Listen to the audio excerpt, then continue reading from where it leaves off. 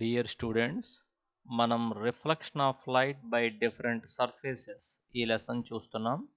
ఇందులో ఆల్రెడీ మనం part 1, part 2 చూసామన్నమాట. ఇప్పుడు మనం పార్ట్ 3 చెప్పుకోబోతున్నాం. ఈ పార్ట్ 1, పార్ట్ 3 చెప్పుకుంటేప్పుడు మనం ఫెర్మాట్స్ ప్రిన్సిపల్ ఇవన్నీ చెప్పుకున్నాం. అలానే ఒక మిర్రర్ వల్ల ఎలా ఇమేజెస్ వస్తాయి, ఆ తర్వాత నెక్స్ట్ లాస్ ఆఫ్ రిఫ్లెక్షన్ కూడా మనం ప్రూవ్ చేసాం, 2 లాస్ కూడా. ఇప్పుడు నెక్స్ట్ ఇది కూడా ఒక ప్లేన్ మిర్రర్ వల్ల ఇమేజ్ ఎలా ఫామ్ అవుతుంది, ఆబ్జెక్ట్ కనుక పాయింట్ సైజులో ఉంటే ఇమేజ్ ఎలా వస్తుంది, ఆబ్జెక్ట్ కనుక ఒక లెంగ్తీ ఆబ్జెక్ట్ లేకపోతే లీనియర్ ఆబ్జెక్ట్ అయితే ఇమేజ్ ఎలా వస్తుంది అనేది కూడా మనం చూసామన్నమాట ఇంతకుముందు క్లాస్లో. ఓకే, నెక్స్ట్ మనం ఇప్పుడు ప్లేన్ మిర్రర్స్ను గురించి నేర్చుకోవడం అయిపోయింది. ఇప్పుడు reflection of light by spherical mirrors, ఇది మన టాపిక్ అన్నమాట. ఈ టాపిక్ని అబ్జర్వ్ చేద్దాం. ఇంతకు ముందు క్లాసులో మనం ఈ లాస్ ఆఫ్ రిఫ్లెక్షన్ చెప్పుకున్నాం. ఇదేంటంటే ఒక రిఫ్లెక్టింగ్ సర్ఫేసు, దానికి ఇది నార్మల్. ఈ నార్మల్తో ఎంత యాంగిల్ చేస్తూ లైట్ రే వచ్చి ఇన్సిడెంట్ అవుతుందో మరలా నార్మల్తో అంతే యాంగిల్ చేస్తూ ఆ లైట్ రే రిఫ్లెక్ట్ అవుతుందని నేర్చుకున్నాం అనమాట. ఇదేమో యాంగిల్ ఆఫ్ ఇన్సిడెన్స్, ఇదేమో యాంగిల్ ఆఫ్ రిఫ్లెక్షన్. ఈ 2 లాస్ కూడా మనకు తెలుసు. అయితే ఇలా ప్లేన్గా ఉన్న సర్ఫేస్కి నార్మల్ డ్రా చేయటం ఈజీ. మరి ఒక స్పెరికల్ సర్ఫేస్కి నార్మల్ ఎలా ఉంటుంది, స్పెరికల్ సర్ఫేస్కి నార్మల్ ఎలా ఉంటుంది అనేది అబ్జర్వ్ చేద్దాం. ఇది ఒక ప్లేన్గా ఉండే రబ్బర్ ఫోమ్ అన్నమాట. ఈ రబ్బర్ ఫోమ్కి ఇలా వర్టికల్గా పిన్స్ని ఫిక్స్ చేసాం. ఈ పిన్స్ అన్నీ కూడా నార్మల్స్. దేనికి? ఈ ప్లేన్గా ఉన్న రబ్బర్ ఫోమ్కి ఈ పిన్స్ అన్నీ కూడా నార్మల్స్ అవుతాయి అన్నమాట. ఒక లైట్ రే ఎంత యాంగిల్ చేస్తూ ఇన్సిడెంట్ అవుతుందో ఈ నార్మల్ తోటి, అంటే ఈ పిన్ తోటి అంతే యాంగిల్ చేస్తూ రిఫ్లెక్ట్ అవుతుంది. ఓకేనా? మరి ఇప్పుడు ఇవి చూడండి, ఈ ప్లేన్గా ఉన్న రబ్బర్ ఫోమ్ని ఇలా ఇన్వర్డ్ డైరెక్షన్లో బెండ్ చేసామన్నమాట. The foam is bent inward. ఇలా బెండ్ చేస్తే అప్పుడు ఏమైంది, ఈ పిన్స్ అన్నీ కూడా ఇలా కన్వర్జ్ అయినాయి అనమాట. ఈ పిన్స్ని ఎక్స్టెండ్ చేస్తే అవన్నీ కూడా ఏదో ఒక పాయింట్ దగ్గర డెఫినెట్గా మీట్ అవుతాయి. కరెక్టేనా? ఇప్పుడు ఈ ఫోమ్ని చూసారా, ఇది ప్లేన్ సర్ఫేస్ కాదు, ఇవి స్పెరికల్ సర్ఫేస్. ఇది ఈ స్పెరికల్ సర్ఫేస్కు ఇవన్నీ కూడా నార్మల్స్ అన్నమాట. ఇవన్నీ నార్మల్స్ అని ఎలా తెలుసు అంటే, అవన్నీ కూడా ఒక పాయింట్ దగ్గర మీట్ అవుతాయి అన్నమాట. ఆ మీట్ అయ్యే పాయింట్ని చూసారా, దాన్ని సెంటర్ ఆఫ్ కర్వేచర్ అంటారు. ఓకేనా? అలా కాకుండా ఈ ఫోమ్ని అవుట్వర్డ్ డైరెక్షన్లో ఇలా బెండ్ చేస్తే ఇవన్నీ డైవర్జ్ అవుతాయి, ఈ పిన్స్ అన్నీ కూడా. వాటిని బ్యాక్వర్డ్ డైరెక్షన్లో ఎక్స్టెండ్ చేస్తే ఒక పాయింట్ దగ్గర మీట్ అవుతాయి అన్నమాట. అది సెంటర్ ఆఫ్ కర్వేచర్. ఇట్లా ఇన్వర్డ్ డైరెక్షన్లో బెండ్ చేసిన ఫోమ్ని చూసారా, అదే సింపుల్గా చెప్పాలంటే కాన్కేవ్ మిర్రర్ లాగా ఊహించుకోవచ్చు మీరు. ఇదేమో కాన్వెక్స్ మిర్రర్. ఇప్పుడు మరలా కొన్ని కీవర్డ్స్ నేర్చుకుందాం అనమాట. ఈ కీవర్డ్స్ అన్నీ కూడా స్పెరికల్ మిర్రర్స్కి సంబంధించినవి. ఫస్ట్, ప్లేన్ మిర్రర్ అంటే ఏంటి? A plane mirror is that which has plane reflecting surface. అంటే ఇలా ఉంది కదా ప్లేన్ మిర్రర్, దీనికి రిఫ్లెక్టింగ్ సర్ఫేస్ కూడా ప్లేన్గా ఉంటుంది. దాని మీద ఇన్సిడెంట్ అయిన లైట్ రే ఇలా రిఫ్లెక్ట్ అయి వెళ్ళిపోతుంది అనమాట. మరి అలా కాకుండా స్పెరికల్ మిర్రర్ అంటే ఏంటి? A mirror which has curved reflecting surface is called spherical mirror. అంటే స్పెరికల్ మిర్రర్ అంటే ఏంటి అంటే, దానికి రిఫ్లెక్టింగ్ సర్ఫేస్ కనుక, అంటే ఈ వెనకున్నదంతా కోటెడ్ సర్ఫేస్, ఇటున్నదంతా రిఫ్లెక్టింగ్ సర్ఫేస్ అనమాట. ఇక్కడ కూడా ఈ వెనకున్నదంతా కోటెడ్ సర్ఫేస్, ఇటున్నదంతా రిఫ్లెక్టింగ్ సర్ఫేస్. ఈ రిఫ్లెక్టింగ్ సర్ఫేస్ కనుక కర్వ్డ్గా ఉంటే అది స్పెరికల్ మిర్రర్ అనమాట. దాంట్లో మరి కాన్కేవ్ మిర్రర్ అంటే ఏంటి? A spherical mirror whose reflecting surface is curved inwards. అంటే రిఫ్లెక్టింగ్ సర్ఫేస్ కనుక లోపలి వైపుకు వంచబడి ఉంటే, if the reflecting surface is curved inwards, it is called concave mirror. నేను మీకు చూపిస్తా కాన్కేవ్ మిర్రర్ని. ఇదే కాన్కేవ్ మిర్రర్. దీన్ని చూడండి, రిఫ్లెక్టింగ్ సర్ఫేస్ లోపలికి వంచబడి ఉందన్నమాట. ఇలా ఉంటుంది concave mirror. If the reflecting surface is curved inwards, it is called concave mirror. ఓకేనా, ఇది రిఫ్లెక్టింగ్ సర్ఫేస్. ఈ బయట ఉన్నదేమో కోటెడ్ సర్ఫేస్ అన్నమాట. ఇక్కడ చూడండి ఇలా ఇవన్నీ కూడా కాన్కేవ్ మిర్రర్స్. ఎలా లోపలికి ఉందో చూడండి రిఫ్లెక్టింగ్ సర్ఫేస్. ఓకేనా. అలా కాకుండా కాన్వెక్స్ మిర్రర్ అంటే a spherical mirror whose reflecting surface is curved outwards is called convex mirror. ఇక్కడ చూసారా, ఈ రిఫ్లెక్టింగ్ సర్ఫేస్ బయట వైపుకు ఉబ్బెత్తుగా ఉందన్నమాట. అలా బయట వైపు గనక ఉంటే దాన్ని కాన్వెక్స్ మిర్రర్ అంటారు. ఇక్కడ చూడండి, ఇది కాన్వెక్స్ మిర్రర్ అన్నమాట. మన మోటార్ సైకిల్స్కి, బైక్కి డ్రైవర్ దగ్గర దీన్ని రేర్ వ్యూ మిర్రర్ అని కూడా అంటారు కాన్వెక్స్ మిర్రర్ని. ఎందుకనంటే మనం వెనకుండే ఆబ్జెక్ట్స్ని చూడొచ్చు అనమాట. వెనకుండే ఆబ్జెక్ట్స్ అన్నీ కూడా చిన్నవిగా కనిపిస్తాయి. మనం మోటార్ బైక్లో వెళ్ళేటప్పుడు లేదా ఒక బస్సులో వెళ్ళేటప్పుడు డ్రైవర్ పక్కన ఉండేది కాన్వెక్స్ మిర్రర్. దీన్ని రేర్ వ్యూ మిర్రర్ అని కూడా అంటారు. ఇలా ఉంటుంది convex mirror. Reflecting surface is curved outwards. ఓకేనా. Next centre of curvature.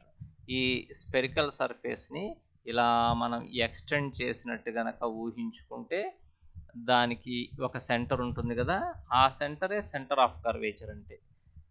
అర్థమవుతుందా? లేకపోతే the normal from a concave mirror converge at a point, that point is called centre of curvature. నేను ఇందాక మీకు చూపించాను కదా, నార్మల్స్ అన్నీ ఒక పాయింట్ దగ్గర కలుస్తాయి. ఆ నార్మల్స్ అన్నీ ఏ పాయింట్ దగ్గర అయితే మీట్ అవుతాయో అదే సెంటర్ ఆఫ్ కర్వేచర్ అని ఇందాక చూపించాను అనమాట. ఇక్కడ చూడండి, నార్మల్స్ అన్నీ ఏ పాయింట్ దగ్గర అయితే మీట్ అయినాయో అదే సెంటర్ ఆఫ్ కర్వేచర్. ఓకేనా. లేకపోతే ఇక్కడైతే కాన్వెక్స్ మిర్రర్లో అయితే నార్మల్స్ అన్ని డైవర్జ్ అయినాయి. అవి ఏ పాయింట్ నుంచి వస్తున్నట్టుగా అనిపిస్తాయో, ఏ పాయింట్ నుంచి డైవర్జ్ అయినట్టుగా అనిపిస్తాయో ఆ పాయింటే సెంటర్ ఆఫ్ కర్వేచర్ అనమాట. స్పెరికల్ మిర్రర్ని ఇలా ఎక్స్టెండ్ చేస్తే ఒక స్పియర్ వస్తుందన్నమాట, ఇమాజినరీ స్పియర్. దాని సెంటర్ని సెంటర్ ఆఫ్ కర్వేచర్ అంటారు. మరి ప్రిన్సిపల్ యాక్సిస్ అంటే ఏంటి అంటే the horizontal line which passes through the centre of curvature.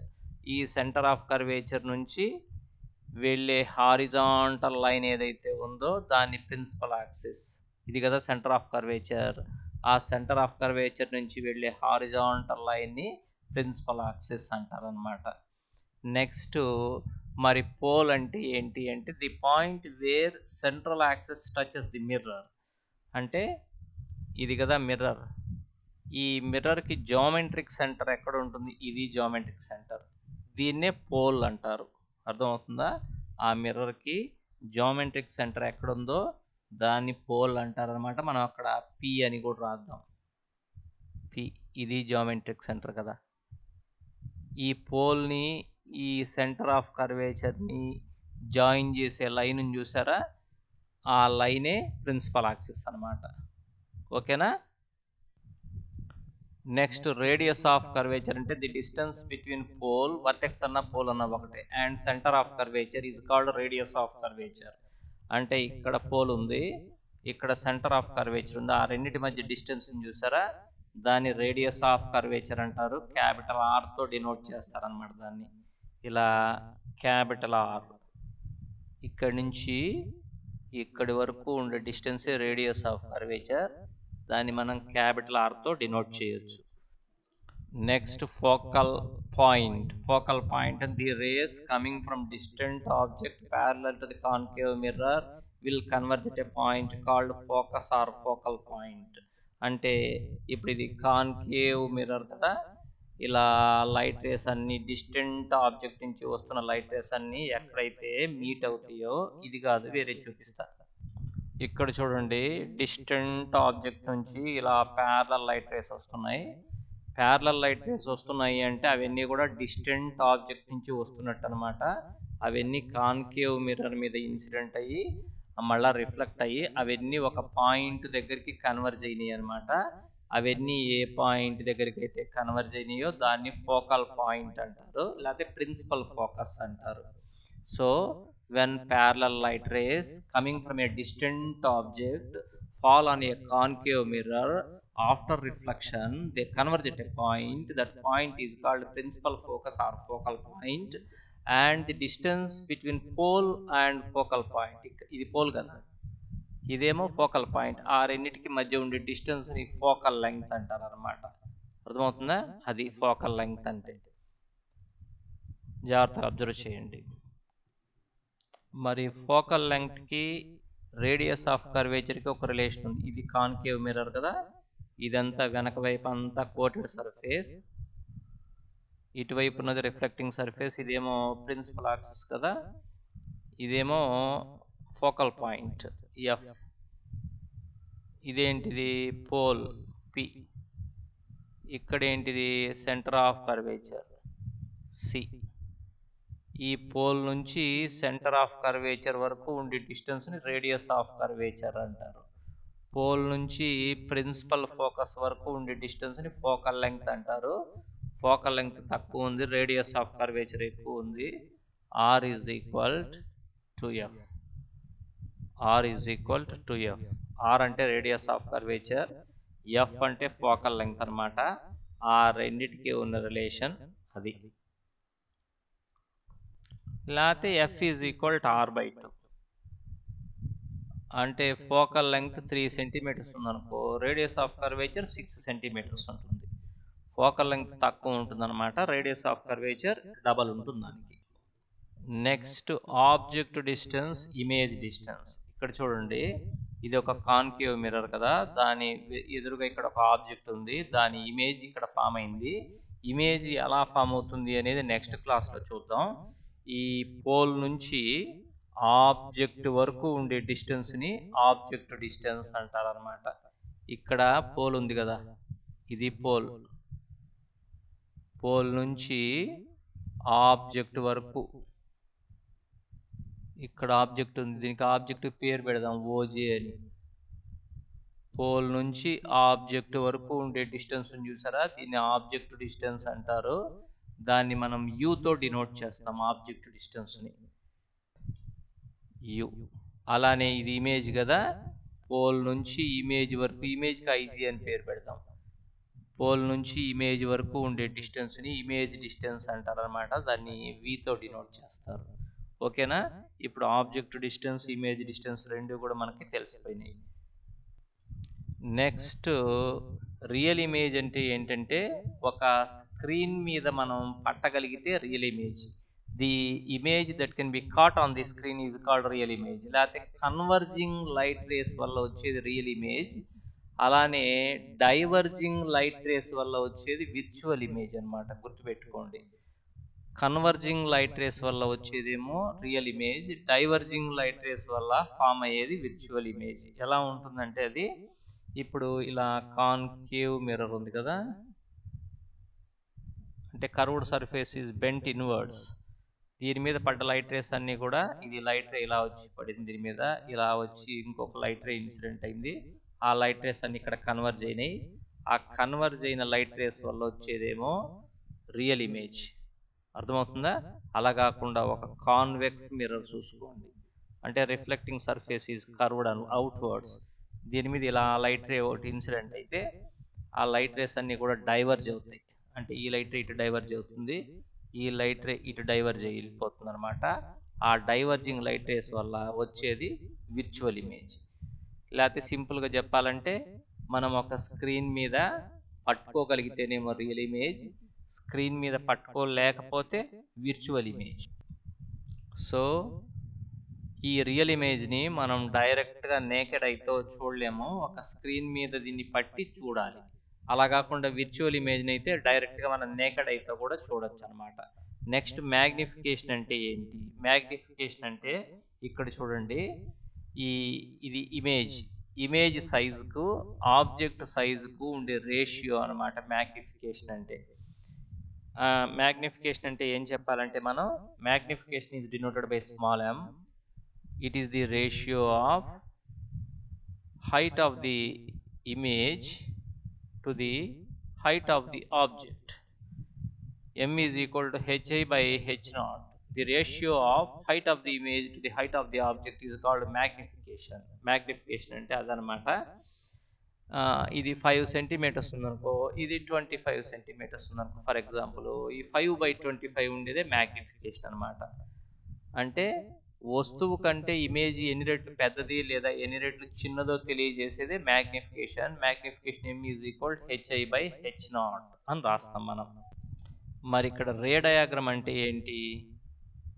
Ray diagram అంటే a diagram showing the paths of selected rays through an optical. అంటే ఏం లేదు, లైట్ రేస్ అన్ని కూడా ఎలా మీట్ అవుతాయి. రే డయాగ్రామ్ అంటే రే diagram is a representation of the possible paths light can take to get from one place to another. అంటే ఒక ప్లేస్ నుంచి అనదర్ ప్లేస్కి లైట్ రేస్ వెళ్ళేటప్పుడు ఏ పాసిబుల్ పాత్లో వెళ్తాయో దాన్ని రిప్రజెంట్ చేసేటువంటి డయాగ్రామ్ ఏదైతే ఉందో దాన్ని రే డయాగ్రామ్ అంటారు అనమాట. ఇక్కడ మనం డ్రా చేసిందంతా కూడా రే డయాగ్రామ్. ఈ రే డయాగ్రామ్ నుంచే ఒక ఆబ్జెక్ట్ యొక్క ఇమేజ్ ఎక్కడ ఫామ్ అవుతుంది, ఎలా ఫామ్ అవుతుంది చెప్పచ్చు. అవన్నీ కూడా మనం నెక్స్ట్ క్లాస్లో చెప్పుకుందాం. ఇప్పుడు స్పెరికల్ మిర్రర్స్కి సంబంధించి కొన్ని కీవర్డ్స్ని మనం పరిచయం చేసుకుందాం. Okay, right.